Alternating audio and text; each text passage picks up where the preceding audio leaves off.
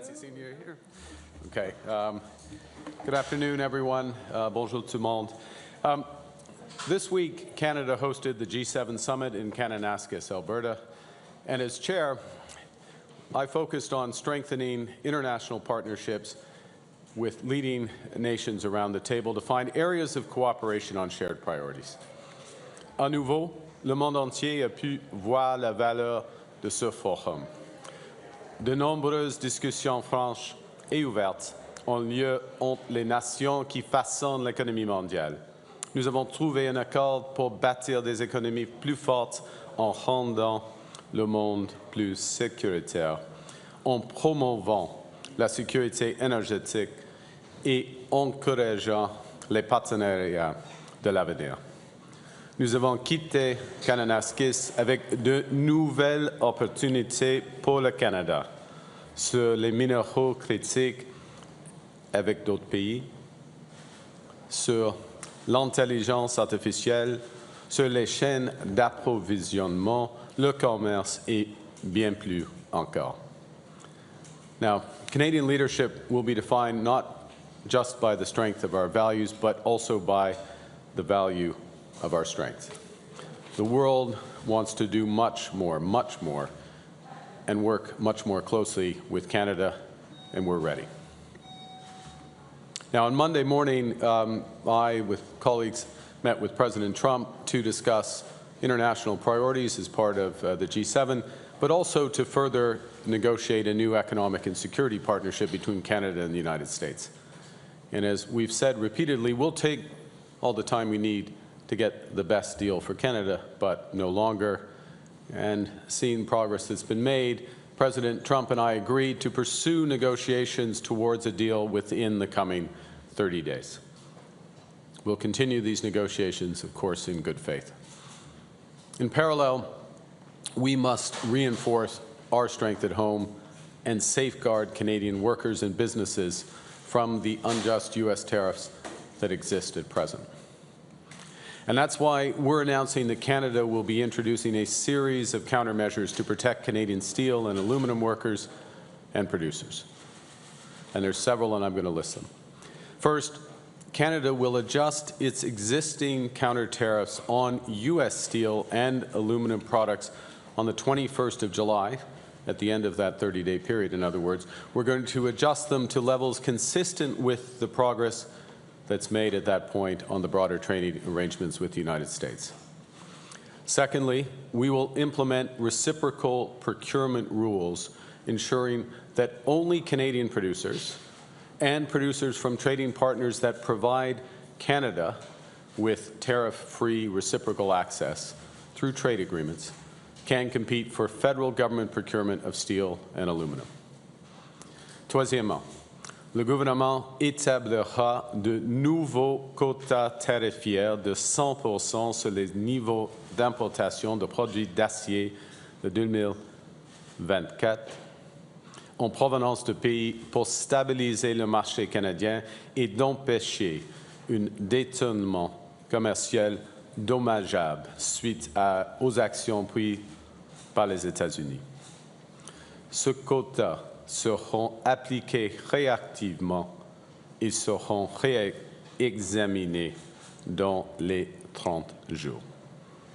Quatrièmement, le gouvernement adoptera des mesures tarifaires supplémentaires au cours des prochaines semaines pour s'attaquer aux risques associés à la surcapacité mondiale persistante et au commerce déloyal dans les secteurs de l'acier et de l'aluminium qui sont exacerbés par les mesures américaines.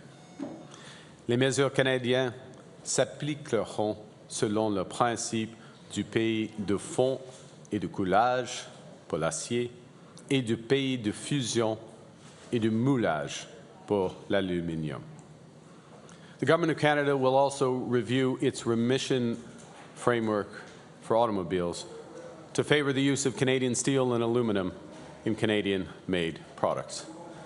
And finally, we're creating two government stakeholder task forces, one for steel, one for aluminum, to monitor trade and market trends and to better support government decision-making and workers going forward. Remind that the $10 billion large enterprise tariff loan facility remains open to help affected businesses access the liquidity they need and to return to financial resilience as the market stabilizes. In short, the government is responding to the impact of the unjust U.S. tariffs with multiple tools. We will review our response as the negotiations progress. I'll be meeting with the premiers of the provinces and territories tomorrow to discuss this response and our broader coordination going forward. The next week, I will attend the Canada-EU Summit, as well as the NATO Summit, as part of Canada's new government's mission to strengthen and build security and economic partnerships with reliable partners.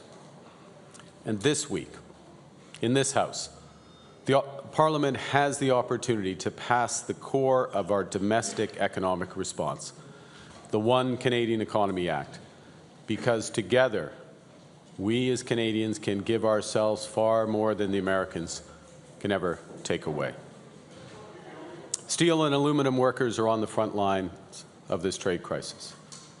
These are the workers who will help us build one strong Canadian economy, the strongest economy in the G7. Alors, nous les protégerons, ainsi que leurs familles, et nous le ferons avec urgence et détermination. Merci beaucoup, and now the ministers and I will be happy to take your questions. Thank you, Prime Minister. Merci, Monsieur le Premier ministre. Nous allons maintenant commencer la période de questions. We'll start with the first question. Nuju Ramelis, the Globe and Mail. Are you imposing anti-dumping tariffs because the U.S. asked you to as part of these negotiations over the 30 days? The short answer, no. There was not a request from the United States, but it's a consequence of the U.S. actions. As you know, the U.S. tariffs on steel and aluminum are global tariffs. They're not targeted specifically at Canada, but they, of course, affect our steel industries and our workers. And one of the consequences of that effect, or prospective consequences, is that steel from other countries, from third countries, start to come into Canada if we don't protect our industries. So we're setting these quotas. It's a long word, tariff rate quotas, but a quota for the amount of steel that can come in from third countries to limit that amount, to stabilize the market. And to be clear, we will be reviewing the level of those tariff rate quotas as this progresses. It depends on what the United States does, first and foremost with Canada, whether we come to an agreement in the next 30 days, but also what they do with the rest of the world. Non, ce n'est pas une requête du gouvernement américain, c'est pour notre industrie. Mais le point est, c'est une réponse à l'impact global des actions des Américains. Parce qu'il y a le marché de l'acier et de l'aluminium sont déstabilisés par les tarifs globaux des Américains et il y aura possiblement et probablement des retombées négatives ici au Canada. Alors avec les quotas, on protège nos marchés et nos travailleurs. Merci. And will the government be rolling out any additional support for the industry beyond the emergency loans that you mentioned? For example, would the government ever consider investing directly in a steel producer? Well, it's an important question, and I'll say the following. First is that we're united in working on all forms of support for the industry short-term. Tariff measures we're announcing today, liquidity as necessary, but also a necessary restructuring of demand and the industry that will happen almost irrespective of what happens between Canada and the United States because of the global impact of the new U.S. trade policy. So that starts with buying Canadian steel and aluminum for federal projects, working with the provinces to do the same, making sure that the enormous infrastructure bill that's about to happen in this country if we get the One Canadian Economy bill through Parliament, the impact of these nation-building projects, making sure that those are taking advantage of our industries. Same with autos. Same with the new defense spending that will be considerable over the years. And what we're working together is on those policies to encourage the consumption of Canadian steel and aluminum, but also we will be looking at how to finance the bridge of two industries that have been very oriented north-south, not exclusively, but very oriented north-south, to be oriented towards Canada first, and then globally with reliable partners. Thank you. Next question. That's great with global news. Are you willing to sign the security and economic agreement that you've been negotiating with Mr. Trump if any of the Trump's tariffs are still in place after that deal is signed? We're willing to sign a security and economic or commercial agreement with the United States that's in Canada's best interest, and only that. So that's the negotiation. That there is still some room to travel, so to speak, before we get to that point. But we have a deadline in order to achieve that. And if it's in Canada's interest, we'll sign it. If it's not, we won't. So you're willing to sign a deal with the Americans and still have some of the tariffs that Donald Trump has signed still in place? Ça dépend. It's a negotiation right now. I was anticipating the en français. Sorry, yeah, it's a negotiation. We start from a position which is clear in terms of the tremendous contribution of Canadian workers, Canadian companies, first and foremost to jobs and livelihoods here in Canada, but to the competitiveness of the American, for example, specifically in the auto sector, where steel is and aluminum are so tightly tied, and our auto companies are so tightly tied. We are part of the core that makes American automakers competitive. It is in the U.S. interest as well. They have to fully see that. Thank you. En français, j'ai oublié la question. C'était là dans ce moment. Alors, on verra. C'est une négociation. C'est mieux pour les Américains et surtout pour le Canada, évidemment, d'avoir une libre-échange, une vraie libre-échange, surtout dans les secteurs de l'acier, l'aluminium et l'automobile. Mais c'est une négociation, on verra. Mais nous allons signer, en effet, seulement un accord dans l'intérêt des travailleurs canadiens. Next question. How often are you communicating with President Trump and to Mr. LeBlanc? What are your tasks during this next 30-day negotiating period? Okay, so I'll answer both, sir. No. I think I would like to hear from Minister LeBlanc. The President and I communicate, I would say, relatively frequently on a range of issues. From our perspective, obviously, this is top of mind. But Mr. LeBlanc. So, thank you, Prime Minister. I'm having ongoing conversations with Secretary Lutnick. Ambassador Hillman and I met following the Prime Minister and the President's meeting in Kananaskis with Ambassador Greer and officials who were with the President in Kananaskis. We've agreed to have another meeting tomorrow. So I'm following up, as the Prime Minister said, conscious of the deadline that he and President Trump fixed. The fact that there's now a deadline set by the two leaders, I think, has focused the conversation. So I'm optimistic over the next 3.5 weeks that we can make some progress. And I'll be reporting to the Prime Minister as that progress unfolds. Thank you. And for the Prime Minister, what are Canada's goals during these 30-day talks? Well, I mean, the high level is the best result for Canadian workers and businesses, first thing. Secondly, for that to be the case, we need to stabilize the trading relationship with the United States. We need to have ready access to U.S. markets for Canadian companies and for Canadian companies, and not have our hands tied in terms of our dealings with the rest of the world. Because I'll go back to something I said at the start and heard in every single interaction in Kananaskis. The world wants to work with Canada. The world wants to work with Canada.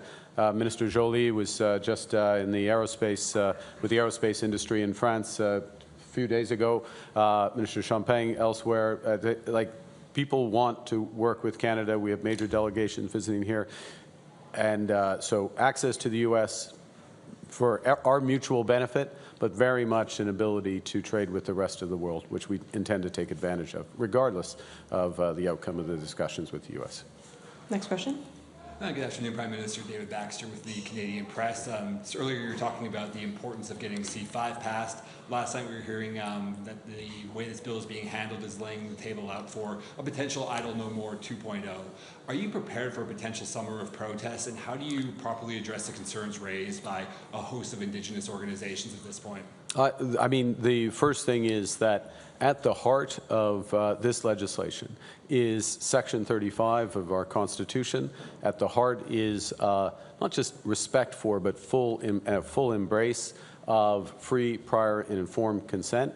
It has to be seen as well in parallel with very major measures that this government is taking to not just support those partnerships, but also to finance equity ownership in these nation-building projects for Indigenous peoples, Indigenous groups, Indigenous right holders.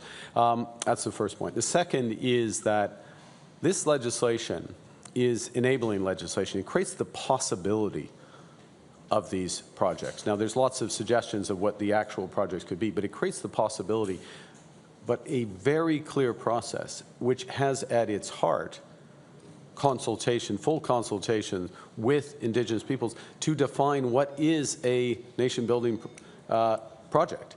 And then, if something is one of those projects, then what are the conditions in order for that project to move forward, including participation, obviously, I would think, in almost every case, environmental, other conditions, and then only if those conditions are met would the project move forward. So consultation, cooperation, engagement, participation is at the heart of C5, and that is how you build a nation, and that's very much how we've designed it, how we believe it, and that's how we'll be moving forward.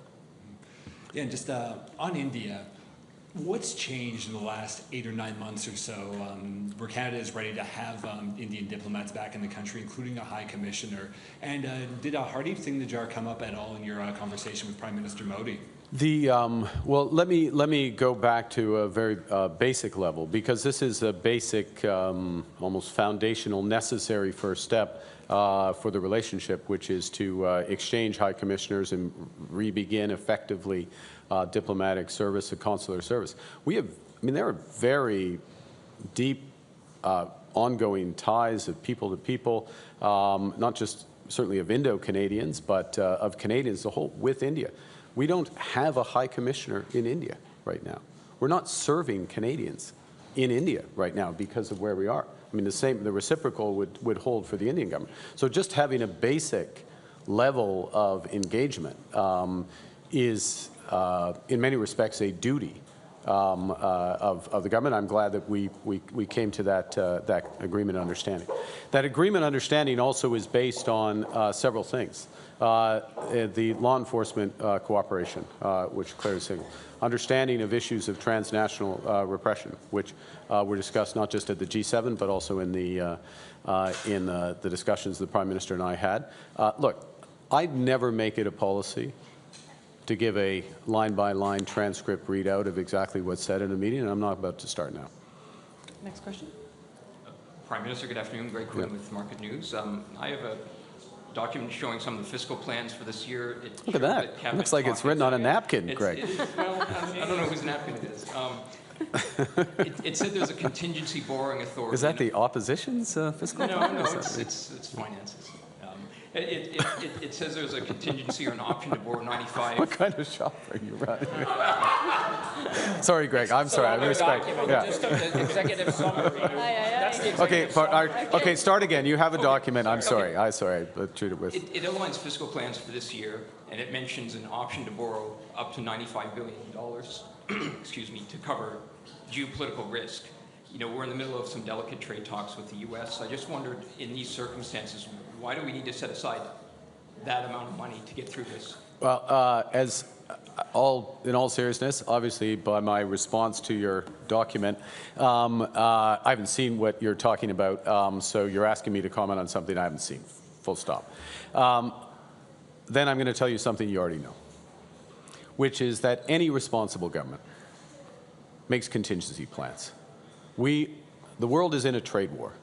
The world's in a trade war that is running a risk of a global recession And if I would note, and you don't need to take it from me, I'll quote the chair of the Federal Reserve this week, who highlighted the risks of stagflation, in other words, inflation. In their judgment, Federal Reserves, what do they know? But this is what they think, that inflation is going up and growth is going to slow in the United States. The world's in the middle of a trade war and several wars, actual wars, including wars that can have quite significant implication for commodity prices, global growth, aside from the human cost that comes with them. Any responsible government, any responsible organization makes contingency plans for those circumstances. Second, I'd like to turn to talk of making Canada an energy superpower. Yep. Danielle Smith has said, there could be a referendum next year, and the legislation around that is 170,000 people can put that on the ballot. Brian Mulroney once perhaps referred to rolling the dice with the future of Canada. Is it appropriate for that few people to put the fate of a G7 nation in the balance? I see what you're trying to do, the province of Alberta, provinces make determinations on the rules governing referenda, voter plebiscites, other factors, and they can make determination on how they come into force. Determinations on broader issues of referenda on federal level, including supported by Supreme Court decisions, are governed by the Clarity. I will refer to the Clarity Act. But look, what we're interested in, what Canada's new government is interested in, what Parliament, I think most parliamentarians are interested in, is building this country, not breaking it apart. It's working together, working with Indigenous peoples, working with provinces, working with labor, working with business. We have many, we have this threat, this realizing from the U.S. that regardless of what outcome we get, it matters what agreement we get, but it's changing the world of trade. It is changing the outlook for the global economy in not just immediate, but the medium term. We have to take more responsibility ourselves to move forward, which is what we're doing with the One Canadian Economy Act and what's underneath it, which very much includes, and I'll finish on this, very much includes cooperation with the province of Alberta, the province of Saskatchewan, province of British Columbia, all the provinces and territories, Indigenous people, for these nation-building projects. And we're having constructive, I would say, very constructive discussions with Premier Smith and stakeholders in Alberta specifically, and we intend to convert those to actual projects, investment, jobs, and a brighter future for the country. We'll have time for one last question. Dernière question. Minister Michael Couture with CTV News. The Hague Commission and now a CSIS report says that India is one of the main perpetrators of foreign interference and espionage in Canada. I know you don't want to give a line-by-line conversation about what you had with Prime Minister Modi, but given how this does affect Canadians very personally, what did you say to Prime Minister Modi about it, and did you tell him to stop it? We've made our position very clear, including recently, that we will not tolerate transnational repression in Canada from any source, geographic or institutional. Nous sommes absolument clairs que c'est pas acceptable du tout d'avoir de l'ingérence étrangère ici au Canada, n'importe quel pays, n'importe quelle institution. Ask you about the conflict in the Middle East and whether or not you support the U.S. directly striking Iran in the goal of diminishing their nuclear capacity. I'll say the following, which is that the prospect, in any sense of that word, of Iran having a nuclear weapon is fundamentally destabilizing to peace in the Middle East and broader peace and stability in the world. We support, at first point. Secondly, we absolutely support and stand by Israel and in its right to defend itself and to protect itself. We join others in looking for a resolution of this crisis that ensures that there is not a nuclear weapon or nuclear capacity in Iran, that ensures the safety and stability of all countries, Israel included, in the region, and that leads to broader peace or prospect of broader peace in the Middle East, and I'll draw attention to the G7 statement agreed by all G7 leaders that the resolution of this crisis should be accompanied by a ceasefire in Gaza. Thank you very much. Merci, c'est ce qui met fin à la conférence de presse. This puts an end to the press conference. Thank you. En français? Non, c'est seulement une traduction. C'est seulement une traduction. On va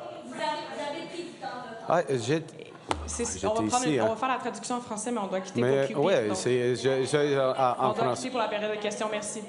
C'est fait. Merci tout le monde. Merci. Bonne journée.